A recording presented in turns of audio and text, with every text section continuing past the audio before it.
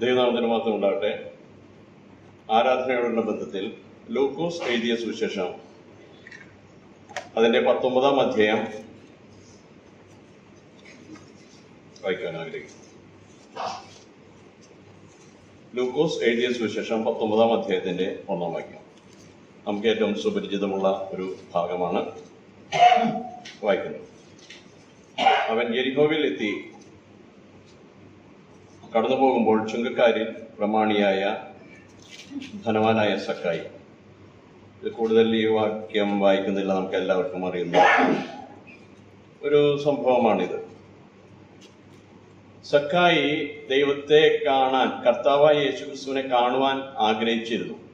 എങ്കിൽ പോലും ആ ആഗ്രഹം കർത്താവ് അതിനു മുമ്പേ അറിഞ്ഞു. അതുകൊണ്ട് തന്നെയാണ് സക്കായിയെ നീ ഇറങ്ങി വന്നത്. അതായത് ഇത്രമാത്രം പുരുഷാരം, ഇത്രമാത്രം ജനക്കൂട്ടം അവിടെ ഉണ്ടായിരുന്നു. ആരുടെയും പേരെടുത്ത് കർത്താവ് വിളിക്കുവാൻ തയ്യാറായില്ല. സക്കായിയെ നീ ഇറങ്ങി.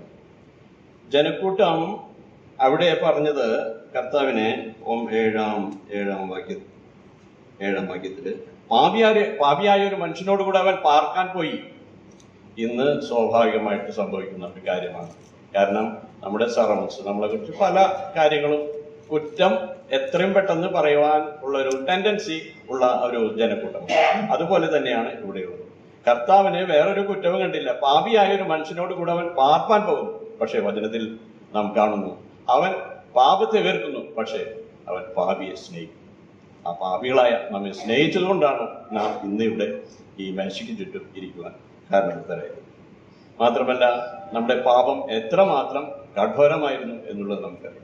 നമുക്ക് വേണ്ടി ആ കാൽവറിയിലെ രക്തം ചിന്തി അടികളേറ്റ് ഇന്ന് 3 ആണികളെ തൂങ്ങുന്ന കർത്താവിനെ നാം പാടി, കുരിശും നിജ തോളിലെടുത്ത് ഒരുവൻ ഗിരിമേൽ കയറിപ്പോകുന്ന കാഴ്ച ഒരു ഘോരമായിട്ടുള്ള, ഒരു ഭയങ്കരമായിട്ടുള്ള ഒരു കാഴ്ച.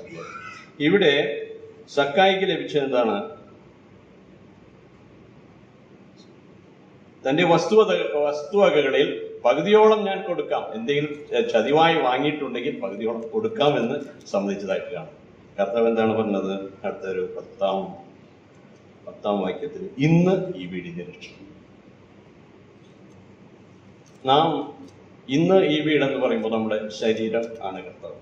നാം രക്ഷിക്കപ്പെട്ട് സ്നാനപ്പെട്ട് ആ വർഷങ്ങൾക്ക് മുമ്പ് സഭയിൽ കൂടി വരുമ്പോൾ എത്രമാത്രം സന്തോഷമുണ്ടായിരുന്നു, ആ ഒരു സന്തോഷം സക്കായിക്ക് അവിടെ ലഭിച്ചേക്കാൻ സാധിക്കും.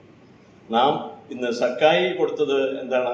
തന്റെ വസ്തുവകളിൽ പകുതിയാണ്. എന്നാൽ നമുക്ക് വേണ്ടി ജീവൻ തന്ന ആ കർത്താവിനെ നമുക്ക് മുഴുവനായിട്ട് അർപ്പിച്ചിട്ടാണ് നമ്മൾ ഇവിടെ വന്നിരിക്കുന്നത്. അതുകൊണ്ട് തന്നെ ഈ പ്രഭാതത്തിൽ നാം കൊണ്ടുവന്ന എല്ലാ സ്തുതി സ്തോത്രയാഗങ്ങളും അവന്റെ പാതാരവിന്ദങ്ങളിൽ ഇട്ടുകൊണ്ട് നമുക്ക് അവനെ വണങ്ങാം, വീണ് വണങ്ങാം, നമസ്കരിക്കാം. അവന്റെ വലിയ നാമം വാഴ്ത്തിയോടെ പറയട്ടെ.